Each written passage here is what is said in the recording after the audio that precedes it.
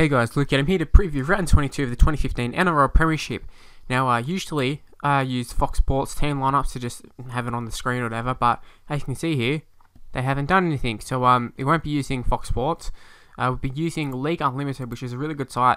I think Aaron, forget what their Twitter handles are who run it, but yeah, really good. Just obviously leagueunlimited.com. They got a forum and all that sort of stuff. Anyways, these are the games for this week. We've got Broncos and the Bulldogs. We got the Seagulls and the Rabbitohs, Warriors, Dragons, Sharks, Cowboys, Eels, Panthers, Storm, Titans, Knights, Roosters, and Raiders and Tigers. Now, this might be actually a little bit better than normal stuff because we got the lineups and we got a little write-up about the teams and that sort of stuff. So, you can see here, there's the teams. And for the Bulldogs, obviously, some big ins for us. I will just say it was very disappointing to lose the way we did last week. I almost would have preferred we just got smashed, but to get so close, get in front, and then have like a few little shitty calls from the ref, like the foot going out, go against us, and from then on we just never really. Well, at that stage we just had nothing left. We just couldn't put up any more fight, and obviously Roosters were the better side in the end, but I feel that miss by the linesman was pretty crucial one. Had that went our way, obviously would have fired up the lads, and who knows what would have happened, but it didn't, and we're going to move on from that. But it's just disappointing, fighting for the 8. Obviously Broncos, top of the table, they have a lot to fight for after them getting smashed against Manly, so they're all tied up with the Cowboys. Obviously they got a better for and against, so they're all even, but Cowboys are a real chance to go to the top of the ladder, because I think Bulldogs are going to pick up the win here. I think we've got too much to play for. Especially with the way the game ended last week, you'd think there'd be a little bit of frustration, that sort of stuff. James Graham's got another game under his belt, probably one of the better games last week that he's played for a while. Tolman is back, which is a huge in for us. You don't realise how much influence those sort of players like Tolman have, the ones who just take all the shitty runs no one wants to do until they're gone. So yeah, definitely happy he's back. And Frank Pritchard, who I think's been the best forward this year for the Bulldogs, he's back. And then obviously the best winger, Curtis Rayner. Though Corey Thompson did a pretty good job last week, but Curtis Rayner, he's back in. Sam Parrott, I'm not happy at all with him. Same as Laffey, but what can you do? So yeah, Broncos, unchanged lineup. I'm going to go with the Bulldogs with a win. I'm not going to go for points or whatever, because obviously I'm just going to pick the Bulldogs. But yeah, that was my reasoning. Anyways, moving on to the next game, Seagulls and Rabbitohs. So this should be a really good game. In terms of Rabbitohs been in great form, Manly have been in some pretty good form lately. I mean, obviously we just talked about them smashing the Broncos. Yeah, I think it's due to the fact that they've got a full strength team again. Now, obviously Tom Trbojevic, he goes out with Matt Arco back in. I've seen a little bit of controversy. People going, "Oh, you got to keep Trbojevic," but like, who would you drop? You got Peter Hiku, New Zealand international. You got George Tafua, who's been really good for Seagulls for many years, barring injuries. And then obviously you got Lionel Matter. Like, who can you drop there? George Tafua's been really good for them since coming back as well. I think what's best for Manly is their forward pack's been aiming up, not trying to force offloads like Mateo normally does and do stupid errors and that sort of stuff. So that's the best for them.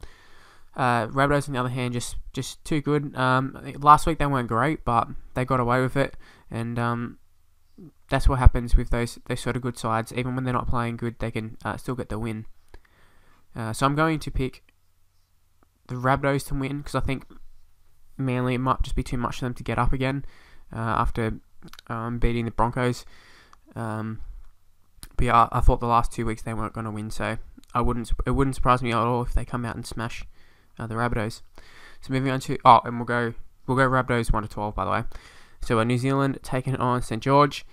So looking at the sides, they're okay. Warriors, obviously Sean Johnson's a huge loss, and Dragons weren't that impressive last week, but in the end they just ran away with it. I think that was more due to Knights just had nothing in the end. They sort of just shit themselves, to be honest with you. They just shot themselves in the foot time after time. Warriors was sort of similar. Yeah, I just think Lola here needs to get the ball a little bit more. Chad Townsend tried to do a little bit too much probably. And they need to utilise their big wingers. They need to kick to them. Like Malmalalo, whatever, 6'5". Vadavai's another beast who can get up high. They need to target them. They need to take advantage of that, especially up against like Dylan Farrell, who's not really, an experienced winger. He's played centre, but not really much wing. And I don't even really know who Glyman is too much. So yeah, they should definitely be targeting the wingers and even the centres. Like the whole back line of Dragons, barring the halves, and Dugan is pretty weak. But I don't know. They're working with what they got, and they seem to be doing it well. Trent Merrin back on the bench. I don't really understand that, but whatever. In terms of winning, I'm going to go with the Dragons because I think they got more to play for, and Warriors, it's too hot and cold. I just can't back them. Moving on. Oh, and we'll go 1-12 as well. Moving on to the next game, the Sharks and the Cowboys. So this should be a great game. Both sides in great form. Sharks, obviously winning. They just keep winning. They're not particularly a great side in my opinion. They're one of the sides that, in my opinion, they bring teams down to their level. So it is a compliment in one sense, but it's also not. You can take it for how you like. People are watching this, but yeah, like in all the games, they don't particularly come out and put on some magnificent performance. But if you notice, all the teams who they seem to play, they just all of a sudden can't keep the ball and making stupid errors, all that sort of stuff. Is that because Sharks are really good, or I don't really know how to explain it? It just happens. I can't even explain it. Interesting to see if Cowboys can sort of go past that. I think they can. Thurston's and Michael Morgan, they'll be too good. I don't think Thurston played particularly well last week. I think they got away with that one against the Raiders. Had Raiders, maybe their more experienced players sort of stood up a little bit more. I'm looking at you, Shillington. Who knows what would have happened, but yeah, they definitely got away with it. I mean, it's credit to them for coming back, obviously. But yeah, I thought Thurston was very poor in the first half. Obviously, came alive in the second half, but I mean, they went for a lot of players from the Cowboys. Coote had a pretty shit first half. Morgan was average, but yeah, I thought Ben Hennett was really, really good. In terms of winning, I'll go with the Cowboys. I think they're just too good. Obviously, top of the ladder. Oh, sorry, tied first. I'm going to go 13 plus to them. I think they'll run away with it. Granville get a few tries, I think. Moving on. Oh, we'll go 13 plus as well. Moving on to Eels and Panthers. So I'm going to be expecting a Penrith win here. I think Eels just suck. I just don't like their side. Kelly and Corey Norman's back this week, but Kelly and Paulo last week were awful. And I don't know, apart from Pastor Radradra, it seriously feels like they got nothing. Hopper Whitey doesn't do anything. Reece Robinson's pretty good, but yeah, I just don't like the Eel side anymore. Like, Morrow is alright. Manu Mau, I like him.